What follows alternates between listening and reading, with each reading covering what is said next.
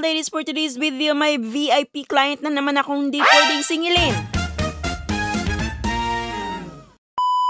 Di nga ito nagbabayad ditong VIP client ko at di mo rin ito pwedeng singilin. Dahil kung sisingilin ko, baka sisingilin din ako sa pagpaaral niya sa akin ng high school. Walang iba kundi ang buko tangi kong sisteret na ito. Meron nga daw siyang lakad at gusto niya magpaganda. Nagpapa-soft gel extension nga ito at eyelash extension. Napaka-advantage talaga pag meron kang kapatid niya beautician. Dahil on the spot makapagpaganda ka na. Color red nga inspired niyang kulay dahil kitang-kita daw ito. Sa design naman, sabi niya ako na bahala. Kaya nilagyan ko siya ng 3D flower, gold chrome at saka mga charms na flowers. And now dito na naman tayo sa eyelash extension. May ilang piraso pa nga natira dahil 2 months na ang retention ng old set niya. At ayan na nga, tulog pa nga eh. Relax na relax te. Natapos ko na nga itong kabilang side niya. 3D na cut eye set nga itong nilagay ko sa kanya. At ang sukat nito ay 8mm to 13mm. At ito pictorial time na kitang-kita naman sa mata, antok na antok pa. Ginising ko na nga siya dahil mag-pictorial kami. Ay ayan, pwede ka na rin bumalik sa pagtulog.